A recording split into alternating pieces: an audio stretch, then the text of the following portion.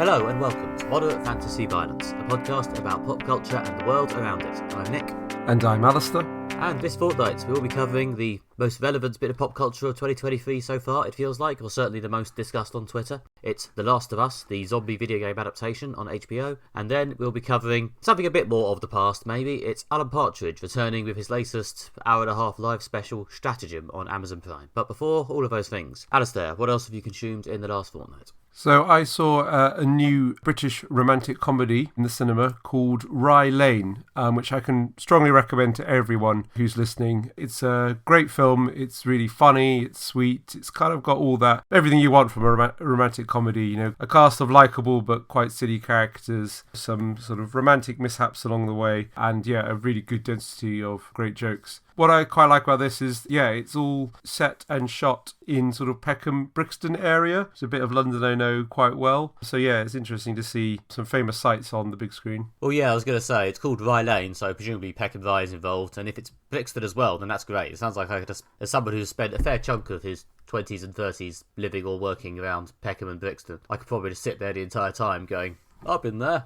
I walked past that once. I had a drink there. Looked too cool for me. Yeah. That's definitely the experience I got from watching it. Yeah, I've been in this little scene in a park. I'm sure I've been in that park. I'm pretty sure I've been in the pub where the couple go for their sort of first drink. There's a major scene that goes down at the Brixton Ritzy Cinema, which obviously we've seen lots of stuff for the podcast there. Yep. Direct MFV relevance, everybody. Yeah. So that's good. Yeah. So it's a real like who's who of the locations around Brixton, South London. Yeah. There's a key scene that also takes place in Brixton Market, where we've been to a lot. So yeah, it's kind of strange, that classic rom-com, but rather than the backdrop being, I don't know, New York or something like that, or even like the Richard Curtis bits of London. It's all very much, South London. Okay. So I have seen this film advertised a lot, I think on streaming services mostly. I think possibly Now TV was dropping it into shows. And then I have actually seen people on Twitter saying it's actually good. So this is a rare example of successful marketing for a film I'd otherwise never heard of. Yeah, it's really funny. I mean, the trailer is hilarious and there's lots of brilliant stuff that's not in the trailer. Yeah, I mean, there's one scene that's kind of, I don't know, about a third of the way into the film. It's one of the funniest scenes I've seen in ages. It's just one of those brilliantly written comic set pieces when like every line of dialogue seems to be like just a joke, sort of swerving all over the shop, partly because it's the confrontation between these four characters, all of which have a sort of interesting comic foible to them.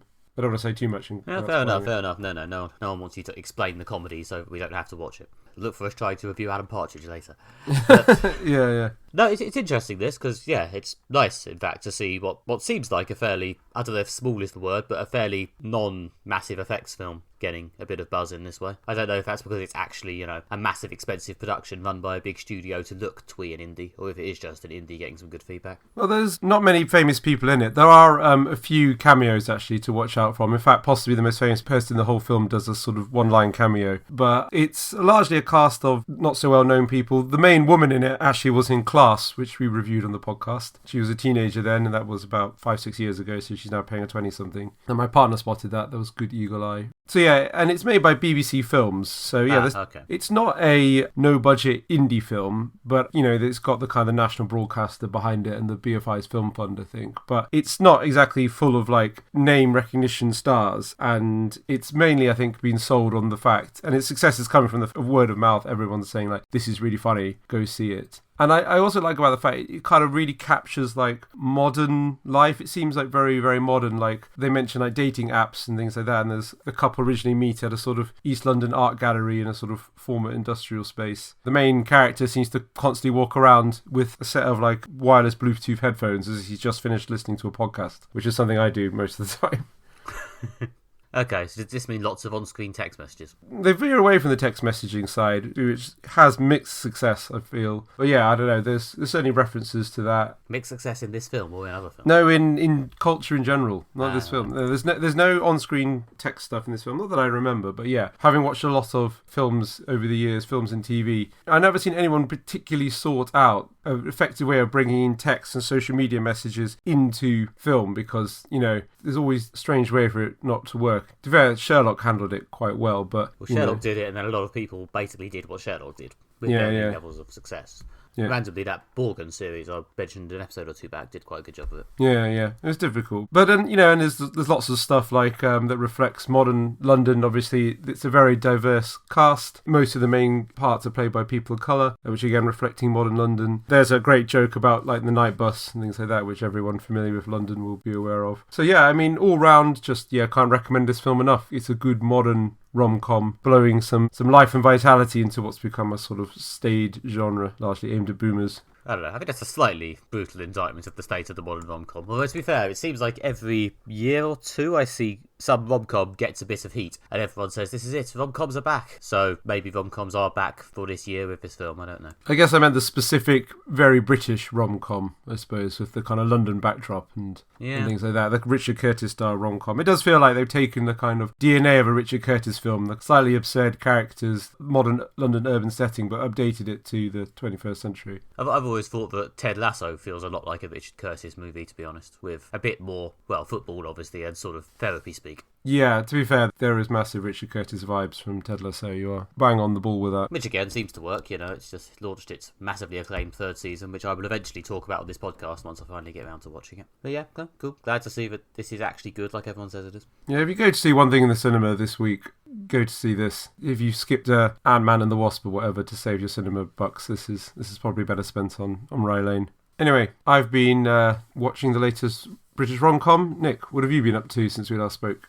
I'm going to do something I haven't actually done for a while and recommend another podcast. A very niche podcast, a podcast which I sort of get the feeling that if you're in our audience and inclined to like this sort of thing, you're probably already listening, because I think it's been quite successful within its niche, but fuck it, I'm going to do it anyway. This is Sonic the Comic, the podcast. Wow, that is niche. It is niche. This actually requires some intro, some exposition. As those of you who were, well, exactly my age, so about 10, 11 in the mid-90s, may remember, there was actually a British Sonic the Hedgehog comic made by the publishers of 2000 AD, and sharing a few creators with 2000 AD, which made a sort of British kid-specific version of Sonic the Hedgehog in which he fought the evil empire of Robotnik. Yeah, this ran for about 150 fortnights, which is, I think, about 5 or 6 years, and just happens to cross over exactly with my childhood. And also, obviously, with the point where the Mega Drive Sonic the Hedgehog games, the ones that people actually agree were good, were coming out, and therefore fed very much into general Sonic enthusiasm. And yeah, Sonic the Comic, the podcast, is a podcast in which a couple of guys,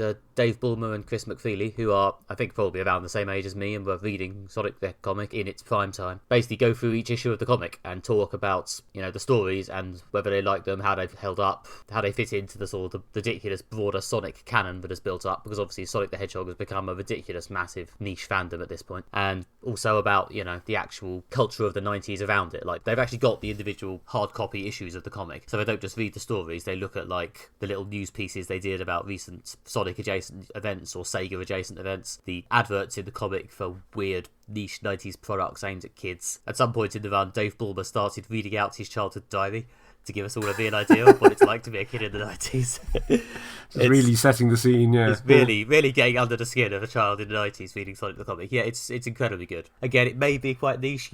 I would love to say it's worth listening to just as an artifact of that era of the 90s. And I think possibly to an extent it might be, but you will have to wade through a lot of talk about Sonic the Hedgehog to get there. So you may have to at least be able to tolerate a lot of Sonic chat. But if you are up for some Sonic chat and want to hear a proper artifact of 90s kid life, yeah, it's great. It's honestly been one of the best podcasts I've been listening to for the last few years. I mean, almost everyone of our generation, has memories of Sonic the Hedgehog from when they were young. There was also like a cartoon. In fact, I think there were 2 Saturday morning animated cartoon series with sort of very different tones. But I guess my question is, if you aware of Sonic, played the Mega Drive games, things like that, but didn't read the comic, is this podcast accessible, or do you have to have read the comics or at least be aware of them to get something from this podcast? I think if you have a sort of knowledge of the time and a vague interest in Sonic the Hedgehog, you might still be able to get something out of it, I think. I mean, it's obviously quite hard for me to tell, because I did, in fact, read this comic when I was young. It was probably the big foundational text for me, and moving from, children's comics like the Beano to later superhero comics, and then more adult-themed genre comics.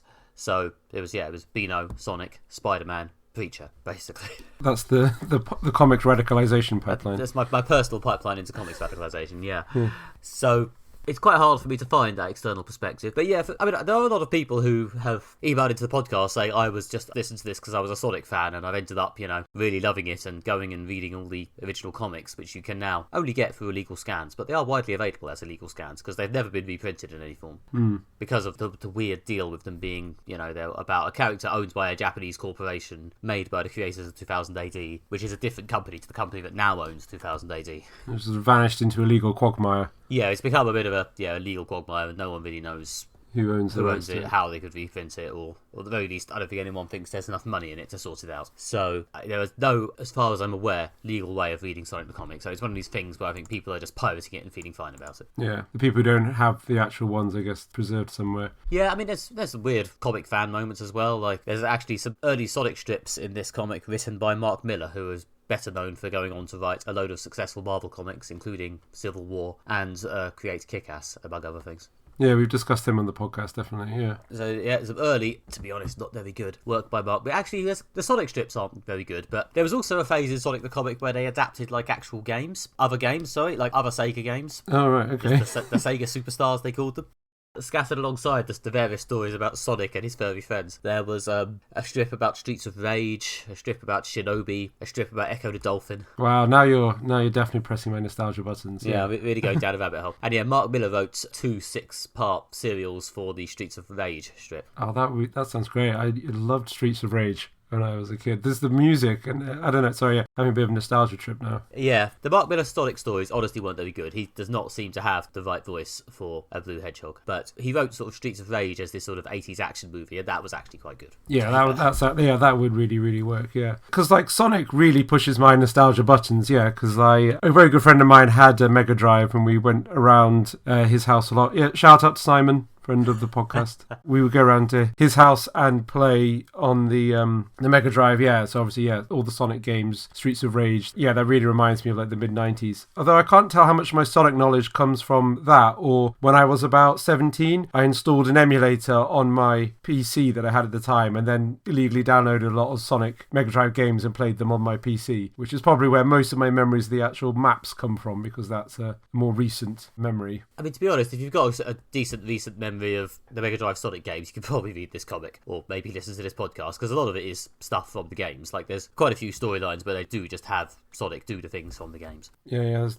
the gem one, I seem to remember. There's gems in all of them. I mean, the one with the giant gems. This is probably getting a bit esoteric. The Super Emeralds. Yeah, that was it, yeah. But yeah. And the Death Egg and things like that. Yeah, the Death Egg. There's a lot of Death Egg. I think the Death Egg was in 2 of them. To be honest, the main appeal is that the comics, you might be assuming this, but just in case it wasn't clear from the fact that people are this nostalgic about it and are still banging on about it, the comic's actually quite good, as comics about cartoon blue hedgehogs go. A lot of the creators were, as I say, 2000 AD guys and guys who've done a lot of sort of sci-fi comics. So it was actually an effort to do an actual, worthwhile story with Sonic the Little Blue Hedgehog. The first 100 issues have this sort of epic story of Robotnik actually conquering Planet Mobius and Sonic and the Rebels going underground and eventually overthrowing him. I'm not pretending it's Watchmen, but it was the first sort of comics could actually be good moment for a lot of wee 90s kids. And it stands up, I assume, over the years. It's not just nostalgia. No, it's not just nostalgia. The good bits do stand up. I mean, there is some stuff where it's just, this is a throwaway Sonic story aimed at children in a merchandise comic. It's not all gold, but the good stuff's extremely good. It does sound, really interesting. We're definitely going through a moment of, peak 90s nostalgia. Yeah, this does sound like an excellent artifact. A bit of our cultural history and heritage as 90s kids. Yeah, but as I say, the podcast has been very successful within its niche. If you do happen to be listening to this and be a Sonic the Comic fan and not listen to this podcast already, then please do seek it out. Sonic the Comic, the podcast on your podcast providers. Good time. But yeah, I think it does seem to have spread pretty far and wide within the Sonic fandom, which is obviously quite large and active still. So they're definitely having their moment. I mentioned this, by the way. I think I forgot to say as well why I'm actually talking about this. They hit episode 100 a week or so ago. They just put out their massive epic 100th episode. And so yeah, good on you guys. In the event that I can send a listener or two your way. It's a good show. Next, this episode, we will be discussing The Last of Us, based on the video game of the same name. The show is set in an alternative world where a mutation in the fungus cordyceps has led to a zombie apocalypse, and the only surviving humans live under authoritarian military rule or live as bandits in the wilderness. The plot follows Joel, a dad whose daughter has died, who must protect Ellie, a wayward teenager who might hold the key to humanity's safety. and Joel must protect her during a daring journey across the ruins of what used to be America. We've seen the complete first season of this new show. Nick, what do you think of it? Wow, I mean, they've had a few down moments lately, but this might be the best season of The Walking Dead yet. Yeah. No. Sorry. I know. Sorry, that was cheap. But yeah, no, this is really good, to be honest. I'm not going to pretend the good popular show isn't good. Yeah, this is, I think, possibly a bit, actually, I made the cheap Walking Dead comparison, thinking in another popular show comparison. I don't know, this might almost be the Game of Thrones of zombie shows, to be honest. I think what they've done here is they've taken the tropes of zombie shows, and then they've used them to inform this sort of character story, and then to make sure everyone could get into it, including the non-nerds, they've focused very, very heavily on the people and the characters and the drama, and not too much on the zombies. And yeah, we've had a lot of nihilistic dystopias in recent years, and this show I think does a good job of both using that nihilism to give us some really, really soul-crushing, depressing shit, and using that to sort of empower the possibility of some redemptive hope, and then more depressing shit. It's one of those things where it's not really doing much in terms of reinventing the tropes, but the fact that it's incredibly well written and acted nonetheless carries it. Again, I think much like Game of Thrones did with fantasy, I can see why this has somewhat brought the zombie drama to mass appeal. Yeah, no, I agree completely. The comparison you make to The Walking Dead is, yeah, obviously very apt and very cheap and very facile. Yeah, but the point is that this concept isn't original. It's a zombie apocalypse, authoritarian government, humans have gone sort of barbaric. In fact, it's not even the first time I've seen the fungus cordyceps used as the basis for a zombie apocalypse. I mean, that's been done in The Girl with All the Gifts, M.R. Carey's novels, and the film of the same name. So, yeah, this isn't original. But what makes this so good is it is just firing on all cylinders. Yeah, they've focused in on characters. And to be fair, this is what people loved about the game as well. The game wasn't original in creating like a new type of zombie apocalypse setting. It wasn't doing anything new with the zombie genre in and of itself, and the TV show is the same, but everyone's really got into this core relationship between the two characters. That was the heart of the video game, and that's the heart of this show. And the writing spot on, the acting spot on, the production design spot on. So yeah, although it doesn't win any points for originality, it just maxes out its score on like every other possible metric, which is why it's so good. Yeah, I mean, I saw one article which was probably designed to annoy me and did succeed, saying that The Last of Us might be HBO's greatest moment yet, and that's incorrect. But again, because I just don't think it's doing anything interesting enough to be HBO's greatest moment yet. Yeah, nonetheless, I can't argue with the execution here. I don't know if the video game fans are angry because we didn't get a huge amount of shooty violence or mushroom zombie content. Like, they're a very cool visual. I do appreciate the effort they've put into finding and using this take on zombies. The way they sort of dissolve into the fungus, the way they get sort of melted into walls, the way the manky fungal matter sort of comes out of their mouths. Yeah, it's all very good. All very disgusting. But it's not really focused on. It's not really front and centre. The video game is not a Left 4 Dead style enormous piles of zombie carnage. The tone of the show is quite similar to the video game. The video game involves a lot of sneaking, crawling around, being quiet, trying to sneak up on the zombies before they spot you and, kind of stabbing them quickly in the throat or something like that. Tonally, it's very, very similar. I mean, there's articles on the internet, you can find them with easy Google detailing the subtle differences in plot and, kind of mechanics that they've used for the TV show. It's been a while since I played the video game. I haven't played any of the sequels, but they've pretty much taken it straight into this TV show. Like the opening kind of half of the first episode is basically, the first bit of the video game, almost exactly the same. The last two episodes are pretty much lifted straight from the end of the video game. Obviously the famous, or at least infamous episode 3, the devastatingly sad tangential episode starring Nick Offerman, which is kind of really like a sort of little film in its own right. That's just something they've largely made up, or at least it's just a minor character in the video game. Yeah, I was assuming that there wasn't that in the video game, or at the very least, if there was, potentially it was just a bit where they turn up at his house and see the aftermath rather than you living through like all of it, or something like that. But yeah, obviously that episode was very good. Obviously, yes, I watched that, and because I'm easy, I had a little cry, and therefore, as I've often said before, make me cry, get a good review. Here we are. I have seen a little bit of backlash online, some sort of debate about how people use the word filler to describe any episode that doesn't like aggressively and constantly push the plot forward. I mean, obviously, since I've just said I loved episode 3, obviously I'm on the side of no, that was good. This sort of world building is incredibly valuable. What's happened with the Nick Offerman character in his episode did obviously play back into what's happening with Joel and Ellie in the main plot, so therefore it is relevant, so shut up. Yeah, not every episode has to like aggressively drive the plot onwards. You know, you can have some meanders as you go. I mean, the thing is, the world building here is good. It's tidy and neat. You always get a rough idea of what's going on. Like, you don't get a huge amount of insight into exactly what this military dictatorship is. It's got a stupid acronym name that I've forgotten. But you don't get a huge amount of idea about how it works. They don't really tell you like how they took over or exactly what they do. But you just get an idea of how they are from the way people talk about them. And the little snippets you see of Joel's life in one of their quarantine zones at the very beginning. Yeah, it's a very good example of sort of world building by like subtle hinting, and not to bring in yet another unflattering comparison to The Walking Dead, but The Walking Dead tends to get a lot more, I guess because it's got a lot more space to fill, a lot more obsessed with detailing every single goddamn detail. Yeah, I mean, this works in sort of broad strokes. We're all familiar with the concept of, you know, society's collapse and sort of authoritarian, heavily armed people have filled the vacuum. I mean, it's part of the kind of philosophical side that the show's dealing with. There's something quite Hobbesian about it, which is this idea that throughout society, you know, nature and humans are just violent and cruel to each other, and obviously there's a lot of humans being violent and cruel to each other in this, and we require the strong arm of the state to rein in our destructive nature. And this is why, you know, in the zombie apocalypse, the only safety is to live in sort of guarded compounds under the rule of the army, forced to do what they say, because that's the only way to keep yourself safe from not only the zombies but also all the people who've just taken the collapse of civilization as a chance to be horrible to each other. So that's kind of, you know, built into it, but it's not sort of an apology for authoritarianism. There's a sort of subtle counterpoint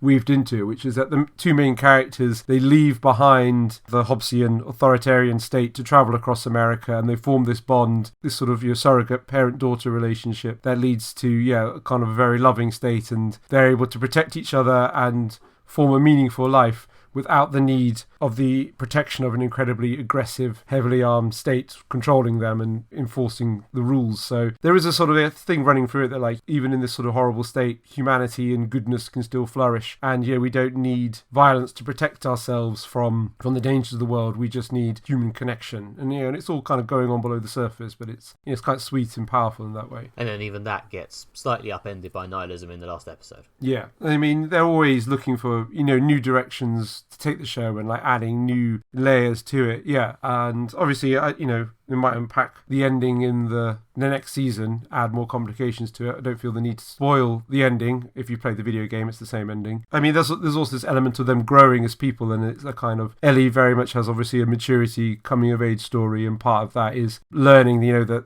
the people you look up to, your parents, are flawed human beings themselves. So obviously there's a philosophical level, so philosophical, political level this works on. There's a sort of family allegory level this works on. There's the zombie story. There's a lot of things going on different levels here, which is what makes it interesting beyond just another post-apocalyptic zombie story. Well, yeah, like a lot of, you know, possibly fully realised till the end how much of what's gone on before is a kind of allegory for what's going to end up happening with Joel and Ellie. It's impressive in a way. I mean, and yeah, as you say, I mean, a lot of humans themselves, the real monsters stuff, is very standard fare for this sort of story. It's, again, not really breaking any new moulds, but it's doing just an incredibly good job of it, which is helped by the fact that Pedro Pascal and Bella Ramsey are both great in this. Like, obviously, there's a fun parallel and sort of dark mirror between Pascal's role in The Mandalorian and what he's doing here, and that is fun to joke about. But, yeah, he's incredibly good in this sort of dual role as this guy who misses his daughter and has, as a result, allowed himself to go down some dark paths. Yeah, it's very well played, and again, it's very sort of subtly hinted at, and part of this is to set up the ending. Although it's sort of, yeah, it's subtly waved at, you don't quite realise how big a bastard Joel can be until it really comes up.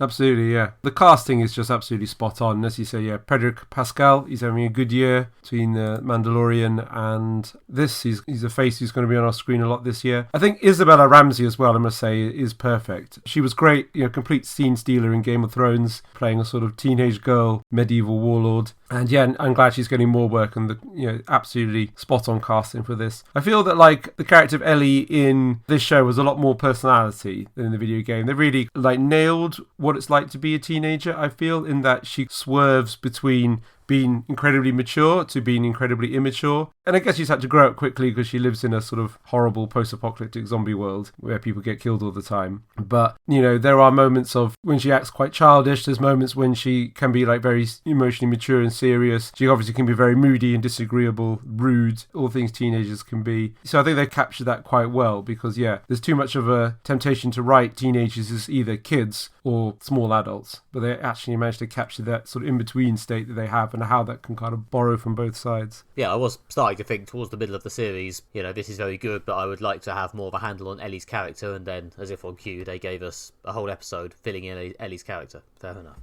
Yeah, and that was a very sweet, powerful episode, again, which is sort of, could just be a film in its own right. Story of these two teenagers in their post-apocalyptic village, yeah. Well, yeah, and again, Ellie was faced with a massive loss and managed to, let it go and move on. I wonder if there's a parallel with future events coming up there. It's just well written, really. Of course, eventually a horrifying human villain does turn up, but they're not really the key point. When that guy turned up in episode 8, I did wonder if he was going to be like, the big driving force of the last 2 episodes, but no, he was dispatched a bit quicker than that. Yeah, I mean, there is quite episodic in that it's structured around a journey. There's a kind of couple of episodes at the beginning kind of setting up the journey. As you say, there's a few episodes, there's sort of flashback episodes filling in the backstory of, the Nick Offerman character and Ellie at one point. But it's kind of structured around this journey, and they kind of go to places and they meet some people. They go to the ruins of an American city and find some people there. So it is, again, getting away from the sort of aggressive arc plotting of, Lost or Battlestar Galactica to something that is a bit more adventure of the week.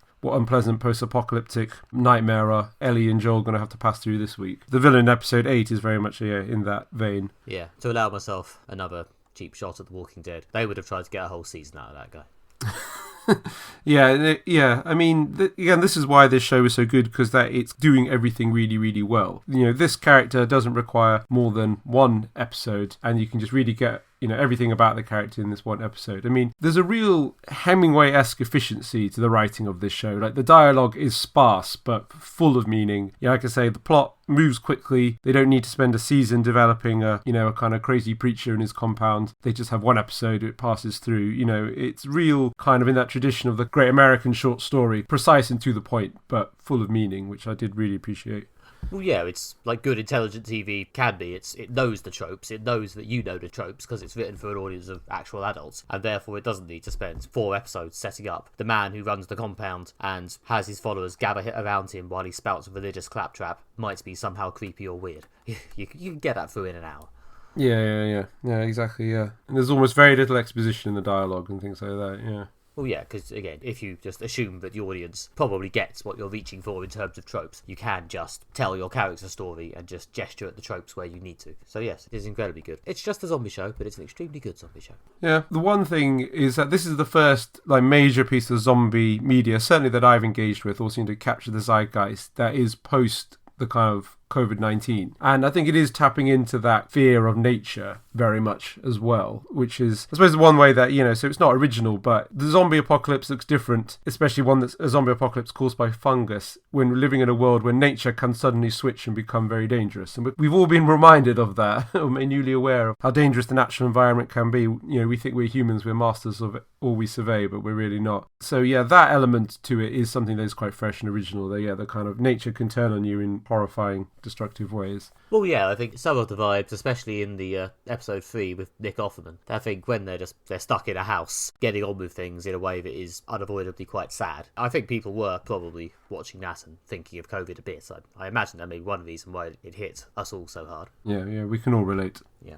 I mean, if one were being a pedant, one could probably grumble about how they're able to keep on so well, but just file it away under, he's a survivalist, he's sorted it out, and just get on with the crying.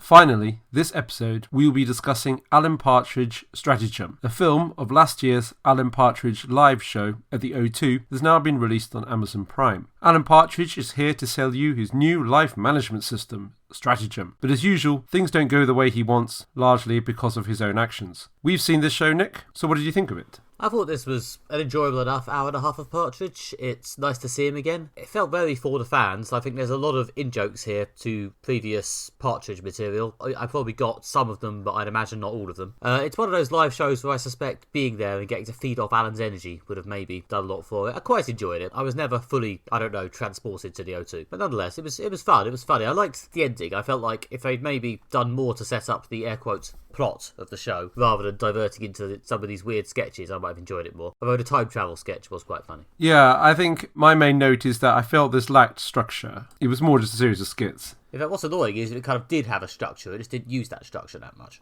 Yeah, yeah. Well, it sort of had like two structures also in a strange way, which is like the plot that they brought out at the end, was sort of a bit underused. And also, it has this conceit, I guess, of that it's supposed to be Alan Partridge's sort of partly reinvented himself as a life management guru, which I think is in itself quite funny and interesting idea. It's what a lot of celebrities do in the sort of, the age of being a content creator, media brand. You can parlay your fame into, I don't know, selling books or self-help material or things like that, So yeah, it makes sense that Alan Partridge would get on that train, again, a bit late and in a slightly haphazard way, as he does. But there wasn't actually that much in Stratagem of him trying to sell Stratagem. Yeah, that was going to be my big triumphant linguistic point. Yeah, I would have honestly liked Stratagem more if there was a bit more Stratagem.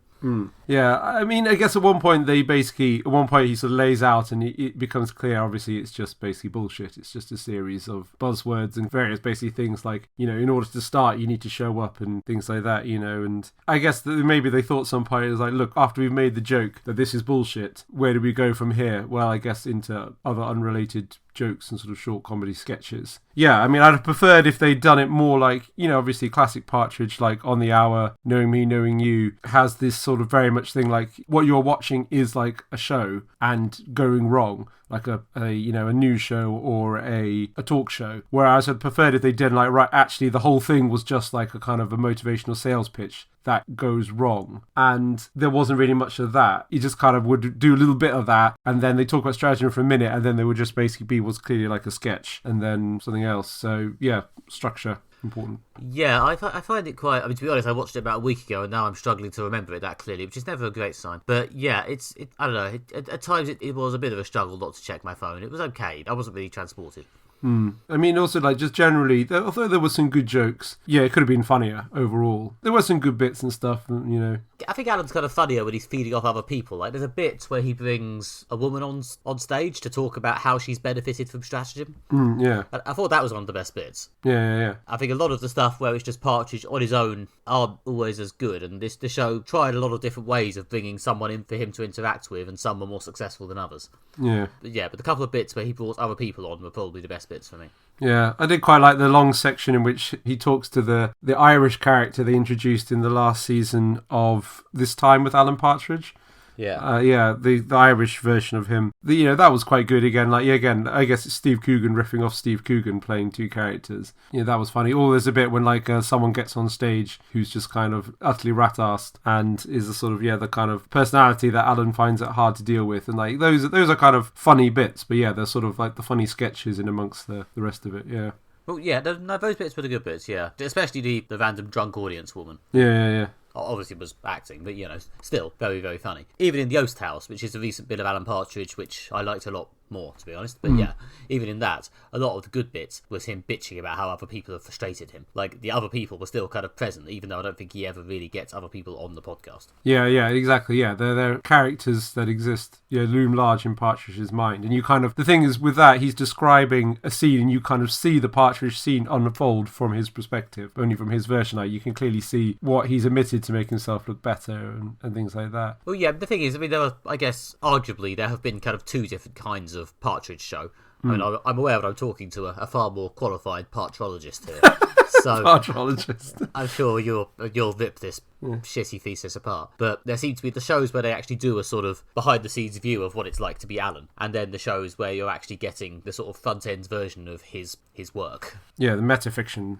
Yeah, things like Knowing Me, Knowing You, or This Time. Yeah. Or indeed This, I guess, is another one of those. And I've never found these to be as good as the other ones. I kind of preferred I'm Alan Partridge or From the Oast House. I think they're funnier. Yeah, no, you're absolutely right that there are ones that are... There's the metafiction ones and there's the straight kind of sitcoms, basically, yeah. And, yeah, the podcast is kind of somewhere between the two. The Partridge humour does vary a lot based on the medium that it's in. Sometimes they're doing something that's quite postmodern, metafictional, like Knowing Me, Knowing You. Sometimes they're doing it's more of a sitcom humour, like I'm Alan Partridge. I mean, even within that, like Alpha Papa, which was definitely in the former camp of the two you outlined, like, the humour is much more aimed at a mainstream cinema comedy audience. There's lots of Alan Partridge stuff in there, and obviously characters like Lynn and Michael and Psychic Simon are all there. But just felt they kind of toned down a bit the kind of grating awkwardness that you get, in like I'm Alan Partridge and tone up more of the kind of sort of general comedy pratfalls because it's aimed at a more mainstream audience and it wanted to achieve mainstream success. They've done a similar thing here where they've taken the kind of Partridge style, and obviously there's lots of Partridge bits that you get in all Partridge media, like he's such a pedant that he could fall out with himself, or constant kind of awkward fidgetiness that he has. But then they kind of merge the kind of Partridge humour with like a stage show, which makes sense because it's on the O2, it's on stage, you know, it's got stagey elements to it, but like some of it I just felt didn't mesh with the Partridge that we know. Like there's like a big dance sequence and stuff, and there's like at the beginning, and there's a bit when he sort of raps, and I just feel that like, I know it's kind of funny to see Alan Partridge rapping because like a late middle-aged white person trying to rap obviously is just awkward and funny, but at the same time I feel that like what's funnier is Partridge himself being told to rap and then be like, no, I you know, that's not something I do. And like, and I understand that they always changing the character to suit the medium. It's part of the longevity of Partridge. But at the same time, I felt like maybe this has gone too far into something that's just kind of trying to be funny in its own way rather than trying to be funny in an Alan Partridge way. Yeah, as someone who's listened to a lot of comedy music, it wasn't the best comedy music I've ever heard, and it didn't really have, as you say, a particularly Partridge flavour to it. The bit at the end where they cut out his big song and dance number because they didn't have the copyright to the songs, which I suspect that may actually be true. Like, yeah. Amazon wasn't willing to pay clearance for all those well-known songs for a fucking Alan Partridge special, but nonetheless, that was actually quite funny. Yeah, that was probably again one of the better jokes. Yeah, because they had one song on the end, so I guess they said like, right, we'll pony up for one 80s power ballad. Oh yeah, the one that actually pays off the plot. Yeah. I mean, again, that was getting into sort of the metafictional. But yeah, I mean, there's lots of like, you know, great stuff here that if you like Alan Partridge, if you want to see him try to interact with normal people or very abnormal people and basically constantly cock it up. They really nailed the middle brow pretentiousness of Alan Partridge. You know, the sort of person who thinks that like Bear Grylls is really expanding their kind of knowledge of the world. And there's one where he keeps talking about, I love the power of theatre. Obviously, it's quite mediocre stage production. And they kind of really nailed that aspect of the character, which I really liked. Yes, I did, on some level, enjoy his increasing knowing references to the white male middle-agedness of his audience.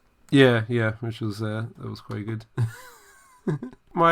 Would say this is more one for the fans. Strangely, my colleague who'd never seen any Alan Partridge stuff before and was Brazilian went to see this. I think it was a gift to her boyfriend, who I think is a big Partridge head. In this survey of one non-Partridge person who's not even British, they said that they enjoyed it and thought it was a funny night when they saw the actual live show itself. So there is a degree to which it's accessible as a sort of funny just show in its own right, but I really think this is mainly for the fans. I think a lot of live shows are just better if you're there. And I imagine being in the room with Alan and be able to feed off his energy. I mean, I would hope you'd want to be a bit closer. I don't know, the O2 seems quite a big venue to watch this sort of comedy show it. But theoretically, yes, if you're actually there and can actually get in on the energy of it, I imagine it might be a bit funnier. Yeah, I mean, I think the ideal form of this would be Alan Partridge doing a sales pitch in a room the size of the upstairs theatre, the Soho Theatre. That's the sort of size, sort of venue that people do these kind of sales pitches for pyramid schemes or life management courses or whatever. But obviously, it's Alan Partridge, it's Steve Coogan. You know, it was like only on for 3 nights or something like that. So it was like big venue, rinse the money in. You know, Coogan in his later part of his career is leaning into the Partridge. There was a time when he was trying to get away from Partridge, which meant he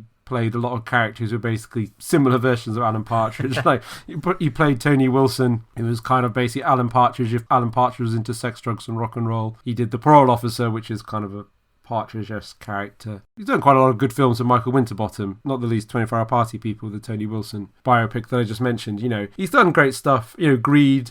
There's some Partridge-esque moments, basically. Again, you know, what if Alan Partridge was a sort of successful billionaire, but, you know, completely morally bankrupt? You know, he's done good stuff, but I feel he's decided or come to terms with the fact that Partridge is his legacy, and he's leaning into it now. Yeah, and not completely with no success. As I say, From the Oast House, I think, was genuinely good, especially the first series, but it's all decent material. Yeah, absolutely, yeah. Again, one of my own thoughts was like, it's easy to make the case that, Partridge, you know, the best days are behind it. They'll never recapture the surreal brilliance of I'm Alan Partridge, like when the Spike scene or the episode with the Swingers, you know. But then I feel like, well, you know, it isn't fair to say the best of Partridge behind him because this Audible podcast is very good and it's up there with some of the best stuff, so... Kind of contrary to a big stage show, possibly. I think the podcast medium just happens to suit Alan Partridge very well because that is where you go to find random dudes talking random shit. Hello.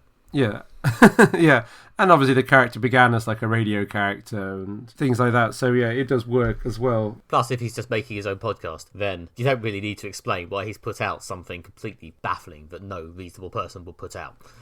Yeah, exactly. He's contractually obliged to deliver. If you really wanted to get into the BBC stuff, or the fake BBC stuff he's done, like Knowing Me, Knowing You, whatever, you could get a bit into why is this being allowed to happen? And he always feels a bit like he has to account for that, but in his podcast he can just fuck it up completely, and then he's stuck it out anyway because he's Alan Partridge and he's an idiot and it's a podcast, so no one can stop him.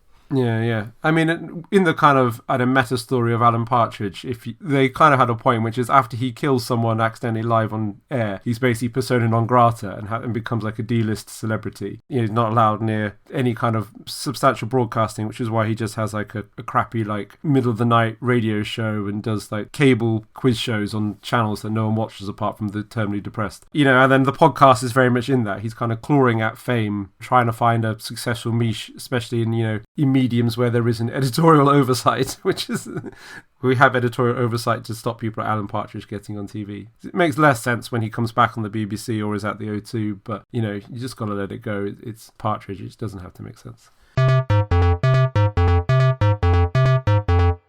Okay, and that was Moderate Fantasy Violence, delving into both our childhoods. Thank you very much for listening. If you have enjoyed the show, then why not go to moderatefantasyviolence.com, where you can find more MFV material, including, yes, more chat about things we liked when we were kids. And if you enjoy it all, you can go to your favourite podcast application and give us a nice review. Please do. 5 stars. Thank you. You can get more from us as well on Twitter, where we're at MFV Podcast, or follow us on Facebook by searching for Moderate Fantasy Violence. You can get more of me on Twitter, where I'm at Alistair J.R. Ball, and you can find more of my writing at redtrainblog.com. And you can get more from me at nickbryan.com or nickmb on Twitter, where it looks like another Kickstarter comic might be happening sooner rather than later. We'll see, but it's warming up, certainly. And yes, we will of course be back in a fortnight for more Moderate Fantasy Violence, and this time, if you thought The Last of Us was a lot of game stuff, then we were just warming up, it turns out, because next episode we are covering the Dungeons & Dragons movie and then the Tetris movie. Join us in a fortnight for that.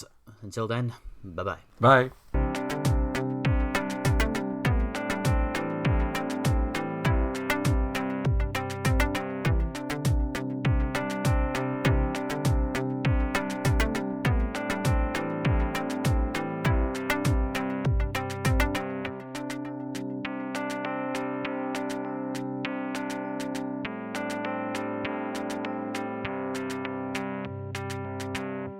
Yep, I'm off to get on with my crying. Yeah, time for a good old cry. It's nice of you to put on your Alan Partridge voice for that. I think it's just how I talk now. Seen too much Alan Partridge at a formative age.